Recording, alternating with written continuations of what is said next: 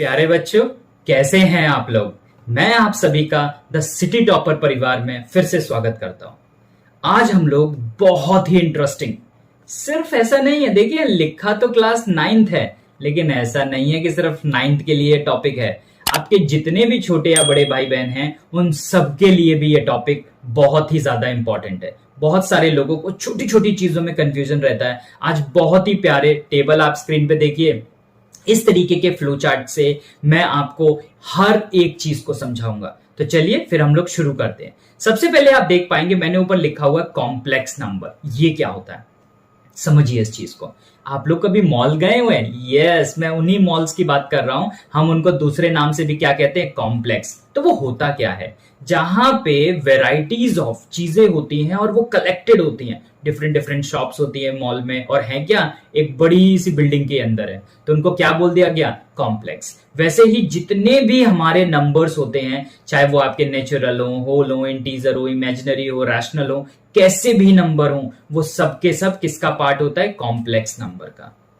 तो सर फिर आपने नेक्स्ट क्या लिखा हुआ, रियल नंबर और इमेजिनरी नंबर। ये इसके फर्दर पार्ट्स हैं जिनको हम लोग अभी वन बाय वन डिस्कस करेंगे। आप यहां पे समझ लीजिए रियल नंबर्स। तो रियल नंबर्स कौन से होते हैं? रियल नंबर्स वो नंबर्स होते हैं जिनको आप अपनी प्रैक्टिकल लाइफ में इस्तेमाल कर पाते हो। जैसे कि मान लीजिए मैं गया मार्केट, मैं मार्केट ही जाऊंगा और बोलूंगा भैया 10 केजी सेब दे दीजिए। तो 10 केजी सेब, पूछोगे आप सर इसका क्या करेंगे? भाई हमें चीजों को समझना है। तो वो 10 आपका क्या हो जाएगा, रियल नंबर। यस, तो आप यहाँ पे एग्जांपल में मेंशन कर सकते हैं, जो ये नंबर 10 है ये क्या है आपका, रियल नंबर। क्या सर -10 भी रियल नंबर होता है? बिल्कुल होता है। क्यों? मान लीजिए आज आपके पास रुपए नहीं थे, 200 रुपए की कोई चीज हुई थी, आपके पास 190 थे, तो आप कैसे हो गए, -10 हो गए। अब आपको कल जाके उनको पे करना है। तो इस तरीके से सारे के सारे नंबर्स होते हैं रियल नंबर्स। क्या सर √2? बिल्कुल √2 भी रियल नंबर होता है। तो फिर जब सारे के सारे सर रियल नंबर होते हैं तो इमेजिनरी क्या होते हैं? सपने देखे हैं आपने, सब लोगों ने देखे होंगे, और ना जाने कौन कौन से सपने देख लिए होंगे, पता नहीं किस किस के देख लिए होंगे, कौन कौन सपनों में आ गया होगा। तो चलिए हम यहाँ पे पढ़ाई की बात करते हैं और समझते हैं। देखिए इमेजिनरी नंबर्स वो नंबर्स होते हैं जिनको अभी तक हम अपनी प्रैक्टिकल लाइफ में इस्तेमाल नहीं कर सकते, जैसे कि √रूट में -2। ऐसा नंबर देखा है कभी? √रूट के अंदर -2, -5, -7 ऐसे अभी तक नंबर डिफाइन नहीं हुए हैं। तो ये हमारे क्या है, ख्यालों में। इनको कहते हैं इमेजिनरी नंबर। मेरे हिसाब से कुछ कहानी बन रही है, धीरे धीरे चीजें समझ में आ रही है। चलिए आगे बढ़ते हैं। अब ये जो आपका रियल नंबर है ये फर्दर डिवाइड होता है 2 पार्ट्स में, rational number and irrational number. इनको समझते हैं। अब रैशनल नंबर में आप देखिए ये 3 पार्ट में डिवाइड हो रहा है, fractional, integer and decimal, whereas irrational is further divided into fractional and decimal. तो सर ये तो दोनों में फ्रैक्शनल नंबर्स और डेसिमल नंबर्स आ रहे हैं, तो डिफरेंस क्या है? यही तो समझाने आया हुआ हूं, ध्यान से समझिए। देखिए यहाँ पे अगर मैं रैशनल नंबर और इरैशनल नंबर की बात करूं तो बस यहाँ पे कुछ टर्म्स का इस्तेमाल होगा और आपको पूरा का पूरा चीज एक बार में समझ में आने वाली है। पूरी चीज समझ में आने वाली भाई, देखते जाइए। यहाँ पे लिखा हुआ है टर्मिनेटिंग, ठीक है, और वैसे ही यहाँ पे कैसा है, रिपीटिंग। और इरैशनल की तरफ में क्या लिख रहा हूं, नॉन टर्मिनेटिंग और नॉन रिपीटिंग। ऐसे वाले जो नंबर्स होते हैं, डेसिमल हो या फ्रैक्शन हो या इंटीजर हो, वो किस कैटेगरी में जाएंगे, रैशनल की कैटेगरी में। वहीं पे ही जो डेसिमल और फ्रैक्शन ऐसे हो जो नॉन टर्मिनेटिंग हो, नॉन रिपीटिंग हो, वो किस में जाएंगे, इरैशनल नंबर में। ये तो सर आपने समझाया नहीं, हमें तो और फंसा दिया सर। अब तो 2 ही टर्म हुआ करते थे, एक था सर रैशनल और इरैशनल, अब तो आपने उसमें 4 और ऐड कर दिए। लेकिन मैंने यहाँ ऐड आपको समझाने के लिए किया हुआ है। चलिए देखते हैं बहुत ध्यान से और अच्छे से समझते हैं, देखते जाइए। देखिए यहाँ पे मैंने मान लीजिए कोई नंबर लिखा हुआ है 2.5, किसी और को पढ़ा के देखिए या आप खुद पढ़ के देखिए, क्या लिखा है 2.5, क्या आप इसको 2.4 पढ़ेंगे? क्या आप इसको 3, 3.5 या कुछ और पढ़ेंगे? दैट मीन्स ये कंप्लीट नंबर है और अब इसके आगे और इसके पीछे और कुछ भी नहीं है, तो ये कैसा है? फाइनली टर्मिनेटेड नंबर है। तो ये किस कैटेगरी में जाने वाला? यस, बिल्कुल बिल्कुल इसी तरीके से। पहले ही हाथ खड़ा कर दिया करो मेरे बोलने से पहले कि यस सर मुझे आता है इसका आंसर, तो क्या हो जाएगा आपका? Rational number. अरे भाई मेरी तरफ मत देखिए, स्क्रीन पे देखते जाइए, आपको बहुत प्यार से चैप्टर समझ में आएगा।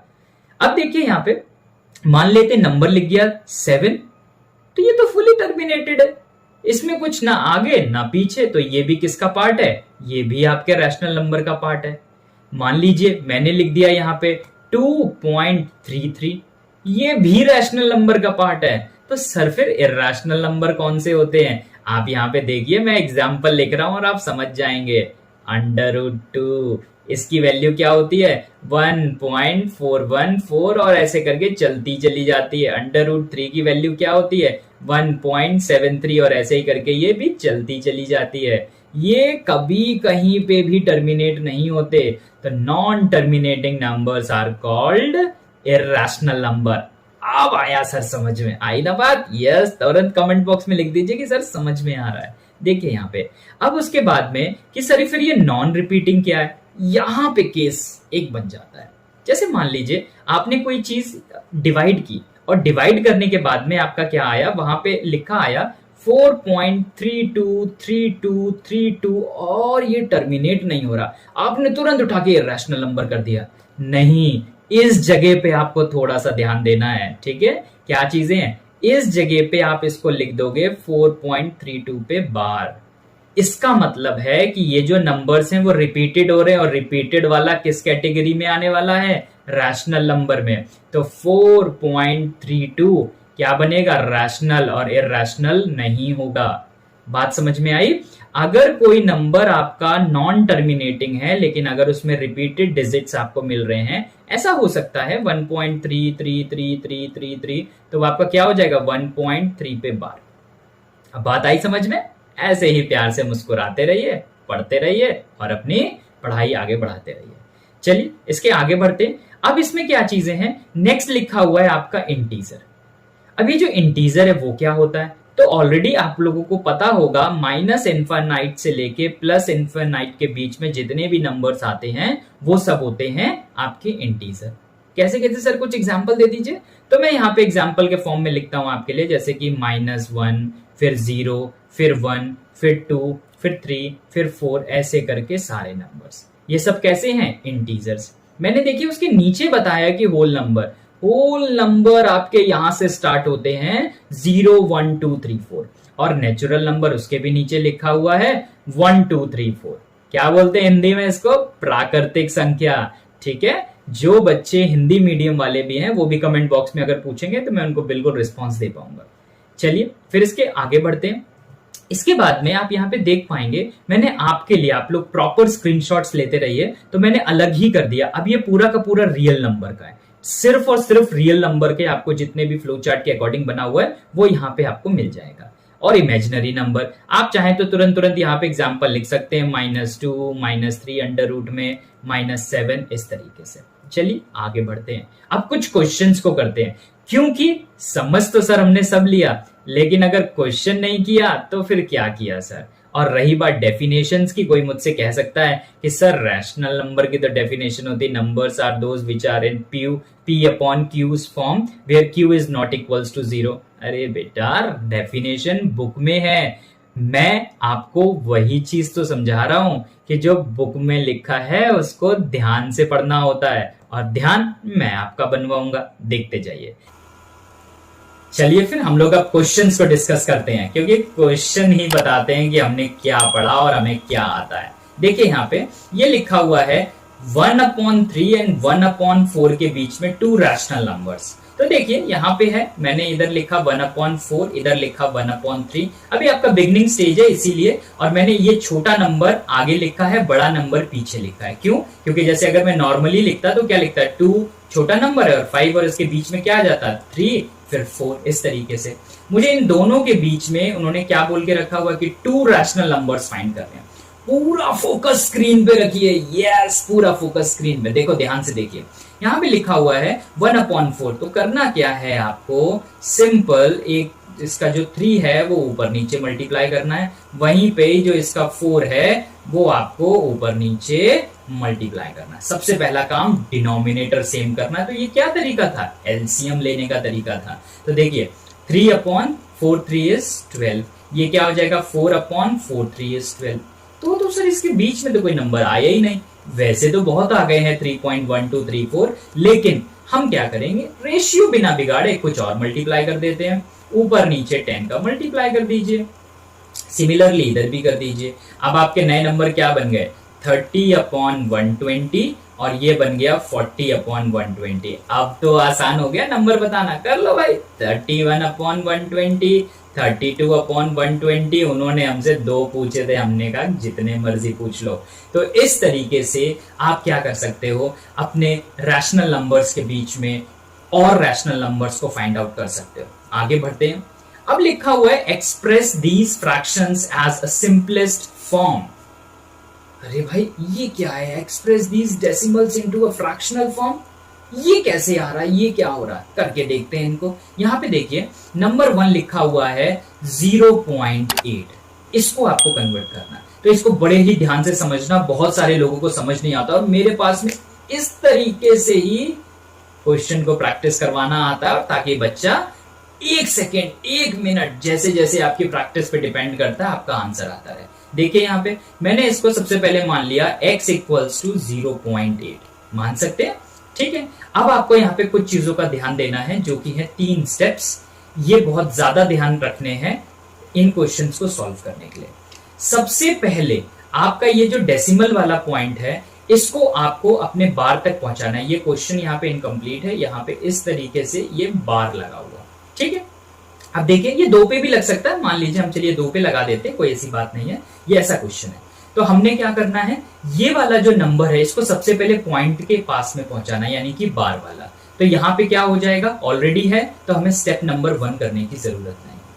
स्टेप नंबर 2 क्या है आपका, इसको जितना भी डेसिमल के बाद में डिजिट्स हैं उतने टाइम्स 10 के मल्टीप्लाई करना है। तो यहाँ पे क्या हो जाएगा, सबसे पहले तो आपने क्या मान के रखा हुआ था, x इक्वल टू 0.8। अब क्या आप मान लेंगे, बोथ साइड, मैंने क्या बताया, क्योंकि डेसिमल के बाद एक नंबर है, तो बोथ साइड आप क्या करिए 8 का मल्टीप्लाई कर दीजिए। तो ये क्या हो जाएगा 8 और बार मैंने क्या बताया था अभी थोड़ी देर पहले, रिपीटेड फॉर्म, क्या होगा 8 8 8 8, इस तरीके से आपका वहां पे आ रहा है। तो ये क्या हो जाएगा 8.8 और फिर वही आपको पता है कि आगे आगे होगा, ठीक है। ये था आपका स्टेप नंबर 2 जो आपको यहां करना था। अब इनमें क्या करना है, जो भी लास्ट के 2 आपके इक्वेशंस हैं उनको सब्ट्रैक्ट, यहाँ 2 ही बन पाई हैं, तो आप क्या करिए उनको सब्ट्रैक्ट कर दीजिए। तो यहाँ पे देखिए हम सब्ट्रैक्ट कर रहे हैं, माइनस, और क्या हो जाएगा यहाँ भी माइनस, ठीक है। तो आप जब माइनस करोगे तो 10x में से जब आपका x जाएगा तो कितना बचेगा 9x, और यहाँ पे 8.8। इससे मत परेशान होना, ये इक्वेशन जो है वो 2 है, ये इक्वेशन आपकी 1 है, और मुझे 2 - 1 करना है, ठीक है। तो क्या हो जाएगा, मैं इसीलिए बार बार ना लिखना पड़े तो ऐसा कर रहा हूं, नीचे से ऊपर का सब्ट्रैक्ट कर रहा हूं। तो 10x में से x जाएगा तो 9x बचेगा, और इसमें से 8.8 आप चाहे तो यहाँ पे करके देख लीजिए, 8.8 पे बार पे और ऐसे बार, तो ये बार वाला पूरा कट जाएगा, ठीक है। सिर्फ यहाँ क्या बचेगा 8 आपका बच जाएगा। बात समझ में आ गई होगी, ये क्या बच गया आपका 8। तो x इक्वल्स टू 8/9, ये आपका यहाँ पे क्या बन जाएगा आंसर। बात समझ में आई। अब ये जो है 1.27 आपको इसी तरीके से प्रैक्टिस करना है। अगर कोई दिक्कत होती है तो आप कमेंट सेक्शन में पूछ सकते हैं। भाई इतने सीरियस होके काम नहीं बनेगा, तो क्या करना है, सिंपल चैनल को सब्सक्राइब करिए, एंजॉय करिए, एक गिलास पानी पीजिए और फिर से कॉपी पेन लेके बैठ जाइए। हम लोग नेक्स्ट स्लाइड पे चलते हैं, और जो कि है long division method. Yes, method क्या करना है इसमें, आप देख लीजिए यहाँ पे हमने लेके रखा हुआ है कि हम √3 को कैसे सॉल्व करेंगे। तो इसमें तो उससे छोटा अभी 1 ही है, 2 हम लेंगे और 2 का 2 से मल्टीप्लाई करेंगे तो 4 हो जाएगा। तो हमें क्या करना होता है, 1 लेना होता है। लॉन्ग डिवीजन का लॉजिक क्या, वो देखो 3, और आप यहाँ पे क्या करेंगे, पीछे की तरफ से 2 के पेयर के अकॉर्डिंग इस तरीके से अपना बना लेंगे, हमेशा ऐसे पीछे की तरफ से बनता है। अब जो लास्ट में रह जाता है वो सिंगल बन जाता है। अब ये जो चीज यहां लिखी हुई है वही आपको यहां पे लिखनी है। तो क्या है, कितने से आप मल्टीप्लाई करोगे तो आपका आएगा, तो 1 × 1 = 1, ठीक है। तो आप जब इसको मल्टीप्लाई करोगे, सेम नहीं, अगर 2 से होता 1 इंटू 2 इज 2 तो भी आप वहां पे कर सकते थे, ठीक है। लेकिन आपको क्या होता है कि यहां पे जो नंबर लिखा है आपको उसी से ही मल्टीप्लाई करना है, तो 1 1 जा 1, क्या बच जाएगा आपका यहाँ पे 2 बच जाएगा। और क्या चीजें हैं, आपके डबल जीरो नीचे आ जाएंगे। मैंने क्या बताया, पेयरिंग वाले फॉर्म में है तो 2 जीरो आपके नीचे आ गए, ये क्या नंबर बन गया 200। अब यहां पे सीखने का तरीका है भाई, इसको और इसको पहले तो ऐड करना है, और ऐड करके कितना बनेगा 2, और यहाँ पे जो भी लोग है तो ये ऐसा होगा जैसे यहाँ पे लिखा हुआ 27, तो ये 7 7 7 इज 49, 4 7 2 इज 14 एंड 18, इसीलिए इस जगह पे क्या आया 189। अब जब सब्ट्रैक्ट किया तो क्या बचा 11, फिर डबल जीरो के पेयर आ गए 1100। अब मैंने क्या बताया, तो जो यहाँ लिखा है उसको आपको ऐड करना है, तो ये जो 27 और 7 को ऐड कर लीजिए, तो देख लीजिए कितना हो जाएगा, ये आ जाएगा आपका 34, और फिर 34 को फिर 3, तो क्या किया है 343 इंटू 3, फिर से आप मल्टीप्लाई करेंगे और आपका ये आएगा।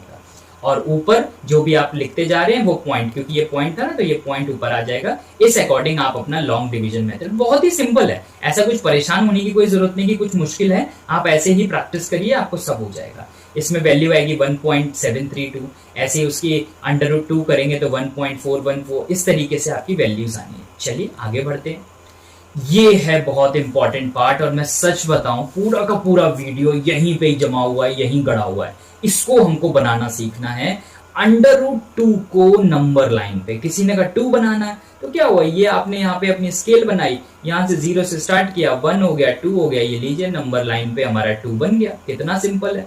लेकिन अगर √2 बनाना है तो क्या करेंगे, उसको ध्यान से समझिए कि √2 को कैसे बनाना है।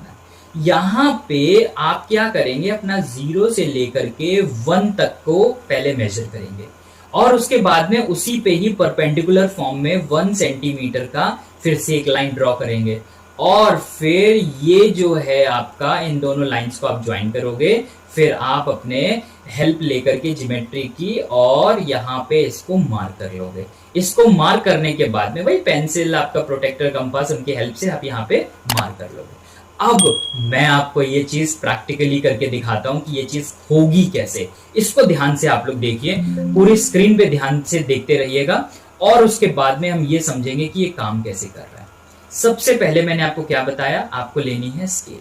जब आपने स्केल ली तो आपको कहां से मेजर कराना है, 0 से। तो आपने क्या करना है, अपनी पेंसिल ली है, और आप यहां से 0 से कहां तक कितनी भी लाइन बनाना है। अब उसके बाद में आपका क्या हो जाएगा, अब आपको अपनी ये जो यहाँ पे परपेंडिकुलर फॉर्म में इस स्केल को पहले रोटेट कर लेना है। थोड़ा सा सॉफ्टवेयर का ही होता है, ठीक है, चीजें उतनी स्मूथ नहीं चलती जितने स्मूथली हम लोग अपने वहां पे कर लेते हैं। देखिए यहाँ पे मैंने इसको सेट कर दिया है, और ये 0 से लेकर के 1 तक, और कैसा बनाना था, परपेंडिकुलर, इसीलिए मैंने उसको वहां पे इस फॉर्म में रखा, ठीक है। अब ये मेरी पेंसिल आई, और यहां से मैंने बनाना शुरू किया 1 तक, ये मेरा बन गया 1, ठीक है। चलिए मैं अब अपने स्केल हटा देता हूं। अब आपको सिंपल क्या करना है, इन दोनों को यहाँ पे ज्वाइन करना है। तो जब आप इन दोनों को ज्वाइन करेंगे तो आपका क्या बनेगा, ये इस तरीके से, और इसी की वैल्यू है √2। अब बात आती कि सर ऐसे कैसे √2 है, तो इसको जरा हम एक बार और स्केल को कंप्लीटली बना ही लेते हैं, पूरा अपना आगे की लाइन, ठीक है, और फिर प्रॉपरली मेजर करेंगे। देख लेना आपका जो आंसर है वो इसी तरीके से आएगा, ठीक है। ये थोड़ा सा मैं घुमा लेता हूँ स्केल, ये आई यहाँ पे, क्योंकि मुझे क्या करना है, एक स्ट्रेट लाइन वहां पे बनानी है इस जगह पे। तो ये रही मेरी, और इस तरीके मैंने रखा, थोड़ा सा मैं इसको ऊपर कर दूं, ठीक है, कोई बात नहीं। ये जो चीजें हैं भाई, प्रैक्टिकली अगर हमें सीखना है तो थोड़ा सा सब्र तो करना पड़ेगा, ठीक है, हर एक चीज, क्योंकि हमें प्रॉपरली मेजर भी करना है कि आखिरकार ये हो क्या रहा था, ठीक है। तो आप यहाँ पे देखिए, ये रही लाइन आपकी, मान लेते हैं थोड़ी आगे तक बढ़ा दी, ठीक है। अब उसके बाद स्केल हटा दीजिए, इसकी हेल्प लेते हैं, और आपने अपना क्या रखा, ये पॉइंटर यहां से आप लाए और आपने यहां रख दिया, इसको उठा के आपने अपना यहां मेजर कर लिया, ठीक है, ऐसे करके, और अपना इजीली क्या किया, ड्रॉ करना शुरू कर दिया, ठीक है। जब आप इसको ड्रॉ करेंगे तो आपको ये समझ में आएगा कि जो इसकी लेंथ है वो कितनी होनी चाहिए। आपको पता है ना, √2 का क्या बताया था आपको लोगों को, √2 कितना होता है, 1.414, कितना होगा 1.41, यानी कि 1.5 से कम होगा। चलिए फिर से स्केल लेते हैं और मेजर करते हैं। आप ध्यान से देखिए 1.5 कहाँ आ रहा है, इधर आ रहा है और उससे कम।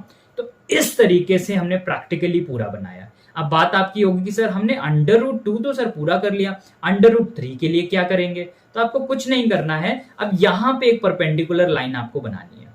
तो आप क्या करेंगे, इस जगह पे ये जो है ना आपका, यहां से 1 सेंटीमीटर की, वही अपनी स्केल लेकर के 1 सेंटीमीटर की लाइन बनानी है। तो मैं थोड़ा सा यहाँ पे ऐसे कर लेता हूँ, ये इस समय थोड़ा सा सही से नहीं बन रही है। हम लोग क्या कर लेते हैं, स्केल ले लेते हैं, स्केल को ही रख लेते हैं और 1 सेंटीमीटर जहां पे वो मिला था ना, वहीं पे ही आपको फिर से 1 सेंटीमीटर की ही लाइन बनानी है। तो ये हो गई आपकी 1 सेंटीमीटर। और कैसी होनी चाहिए, मैंने आपको ये भी बताया था हर बारी। जैसे देखिए यहाँ पे कैसा बना था, परपेंडिकुलर बना था, और वैसा ही आपका वहां पे भी परपेंडिकुलर होना चाहिए, इस जगह पे भी। ठीक है, अब क्या हो जाएगा, ये देखिए ये वाली जो लाइन थी ये कितनी है, √2 है, ये कितनी है, 1 है। तो पाइथागोरस थ्योरम आपने पढ़ी है, आपका क्या हो जाएगा, √2 का जब आप लोग स्क्वायर करेंगे तो वो 2 रहेगा, और 1 का करेंगे तो क्या हो जाएगा, 1। और इस तरफ से क्या था आपका, जो आपका हाइपोटेन्यूज होता है AC स्क्वायर, उसका जब स्क्वायर यहाँ आएगा तो 3 का क्या बन जाएगा, √3। तो मेरे हिसाब से आपको ये बहुत अच्छे से समझ में आया होगा। आपको इसका कोई अलग से भी वीडियो चाहिए तो आप जरूर बताइए, या आपको किसी और मेथड से सीखना हो आप उसको भी बताइए।